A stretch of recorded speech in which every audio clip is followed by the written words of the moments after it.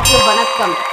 புரட்சித் தமிழர் எடப்பாடியார் அவரது எஸ்தலத்தில் பதிவு ஒன்று போட்டுள்ளார். இதோ: அண்ணா பல்கலை வளாக பாலியல் வழக்கை சிறப்பு புலனாய்வு குழு SIT விசாரித்து வரும் நிலையில் பத்திரிகையாளர்கள் பலர் விசாரணைக்கு அழைக்கப்பட்டு அவர்களின் போன்கள் பறிமுதல் செய்யப்பட்டும் உள்ளதாக செய்திகள் வருகின்றன. பத்திரிகையாளர்கள் போன்களை பறிமுதல் செய்ய வேண்டிய அவசியம் என்ன?